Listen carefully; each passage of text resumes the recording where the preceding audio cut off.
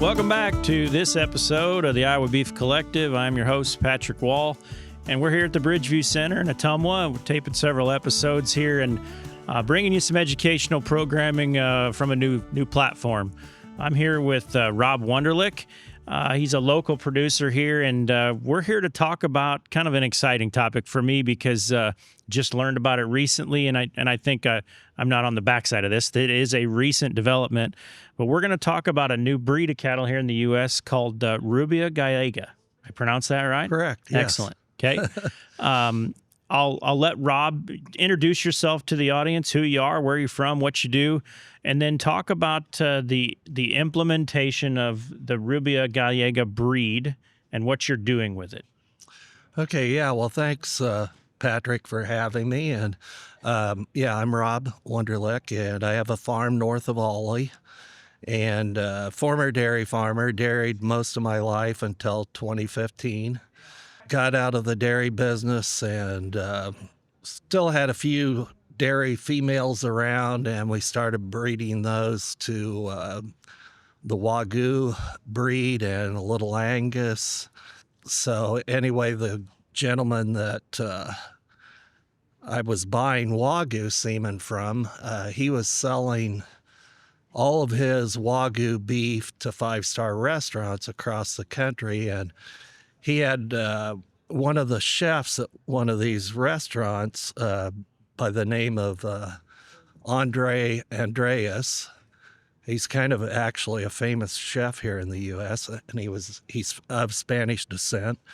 And Andre requested that Chris Brandt, the producer, the Wagyu producer I was talking about, that he bring this breed into the U.S. from Spain.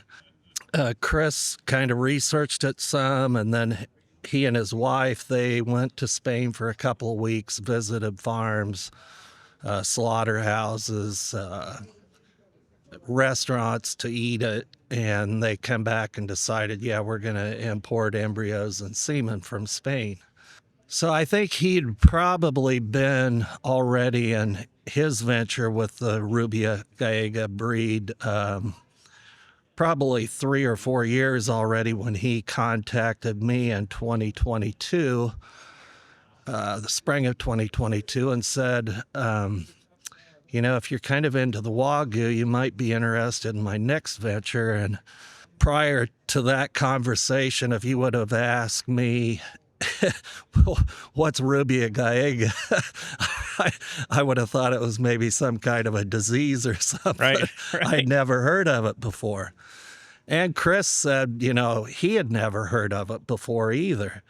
And so then I started doing a little research and got on the internet and found out, that it's known as a luxury beef, and they grow rapidly and look like a promising thing. So my wife and I, we talked it over. We decided that we'd put a down payment on a female that we would get the following year in 2023.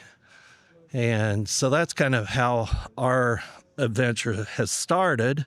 We've been taking her to the Iowa State Fair, to the Avenue of Breeds for the last 3 years since she was young, trying to promote the breed, trying to get interest from people buying genetics from us. And we've stimulated interest. Besides that, the Avenue of Breeds is another good thing. You're exposing urban people to, livestock. Sure. And so that's another positive of that. So let's talk about the breed itself for a second, because I think at its roots, it is really a composite. Talk about the background, where it was developed. You did say Spain, correct? Right. And it's not something that, like Wagyu was developed in Japan. Right. This is a mix of breeds that were already there. So describe what made the breed what it is today. So, the breed is a kind of a combination of Portuguese breed called Barossa and of I've heard different things, whether Simmental influence and Bronvi. Bromvie. There we go. Yeah.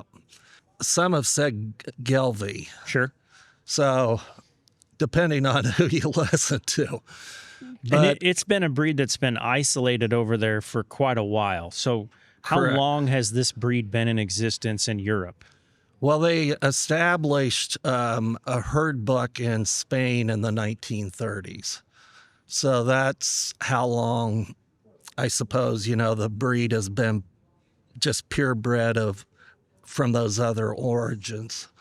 But yeah, as far as Europe, I don't think there's a lot of them found anywhere, even outside of the Galician region of Spain, which is the northwest corner, a mountainous region, a coastal region. But since I don't know why the breed didn't get out of Spain sooner. I think they wanted to protect and not export any genetics, kind of like the Japanese did with the Wagyu. It's similar to the Wagyu, folks not wanting to let those genetics out. Right. And prior to Chris Brandt bringing them to the United States, a gentleman by the name of, I believe, Blackmore from Australia, he was the one that originated the Wagyu breed in Australia. And he had beat Chris to Spain to bring the Rubia Gallega to Spain. Gotcha. Or to Australia, excuse me. So let's talk about the breed from a trait standpoint, if you will. The best way I can describe it in a few words is they kind of eat like a Wagyu Akaushi, but with a little more punch, growth, muscle. Is that a fair assessment of what the breed is? Yeah, I would say so. I mean, they don't marble as well as a Wagyu does. They marble the more or the older they get. So in Spain, actually, they have three ways they butcher, or three classes of butchering for the breed. One is they call veal something that they butcher in the 800 to 1,000 pound range. Most of the slaughter animals are grass, pasture fed, maybe a little grain over there. They usually harvest them at 27 to 30 months. And then there's the old cow, which is kind of a very exciting thing about the breed, that there's actually been a 12-year-old Rubia Gallega cow that won an international state competition. Wow. Which is incredible. So at that age, from what I've read on those cows, I think they tend to dry age them for maybe 50 days to try and make the meat a little more tender. From what I've read of reviews of people that have ate that steak in restaurants in Europe, they say, yeah, it's a little on the tough order, but it's the most outstanding flavored steak I've ever ate in my life. So if you could take basically a call cow and turn her into a $10,000 carcass, that's pretty much unheard of. That's more margin than we're used to get out of them, right? So you mentioned the cow. So you brought over a live animal, or you brought her over as an embryo? No, so our particular female that we bought from Chris. It was born and raised at Transova Genetics in Sioux Center. But Chris, he didn't bring any live animals over. He brought embryos and semen. Okay. Right now, there's probably 16 of us breeders in the country. We collectively here 2 years ago brought in several units of semen from different sires from Spain. And the idea was for all of us to try and pick different bulls so that we could keep the genetic diversity here in the United States of the growing herd here. Sort of localize your genetic lines, be able to use them, but not necessarily put them all in one spot. Which it's probably a good thing we did that when we did it, because the USDA, I believe it was late August or early September, they shut down any imports of semen or embryos from most of Southern Europe, which affected the Rubia Gallega imports coming into the U.S. And for those of you that are either watching this and haven't Googled it yet, describe what they look like. To me, if I was to drive by them at 55 miles an hour, I would say that looks like a Lemmy Gelbvieh cross type cow. Is that a fair assessment? That's What do a they fair look like? assessment. Yep. Yeah, I think they look more like the limousine than anything. The biggest difference is they're a double muscled. Yes. They have the myostatin gene. yes, myostatin And that's mutation. That's very visible when you see pictures of the livestock. It's not like they've tried to breed it out of them. It is very noticeable. Right. And then you think about, okay, when somebody says double muscled here in the States, you don't think eating experience. It doesn't cross your mind. You Right. think, well, that one doesn't have any marbling. It's going to be really lean. And that's not really what this breed is. No, correct. Yeah. So, you've mentioned there's 16, I think you said, breeders that are kind of the nucleus, I guess you could say. Right. Talk about what the plan is. Are you developing a marketing company for the meat on the backside of it? Are you trying to just get the genetics out there to use in commercial herds? What's the plan moving forward for those 16 breeders? Chris Brandt, the originator of the breed here, he's gone to a restaurant convention the last 2 years in Chicago. After this last year, he had interest come in from a company that owns about 9 to 10 high-end restaurants around the country. They expressed interest in acquiring the beef, but Chris said, well, right now it would take all of us collectively, and even them, we're not big enough yet to do that. So there has been some talk of like forming a cooperative to market eventually to market beef to this restaurant chain or possibly other restaurant chains. He's had some success selling Rubia Gallega Wagyu cross finished steers to a butcher shop in Reno, Nevada. And I'm not sure what the carcass weight was, but he got $10,000 a carcass, and they paid the shipping from Kansas City to Reno. So the demand is there. The demand is there, and so I started a Facebook page shortly after we got our heifer, and just kept updating her growth. And then once we started getting calves on the ground this year, and earlier I wasn't getting any feedback from people around the country wanting beef, but this past 6-7 months I've had 6 to 8 people from around the country that have reached out to me and, do you have the beef? And some of them I've offered them Wagyu beef, and I never heard back from them. So they knew what they were after. Sure. So I guess, right now it sounds like it's a scaling issue. The demand is there. It'll be interesting to see where this breed goes. And I'm glad you're here. I guess, my last parting question is more personal, what you're doing on your ranch. So are you using dairy cows as recips? Are you flushing this donor cow to multiple different bulls and seeing which works? And how are you sort of expanding how many you have on your own herd? Yeah, so good question. Yeah, so we're using Holstein. Right now we're using a couple, 3 Holstein cows we have for recips, and some Charolais crossed cattle for recips as well.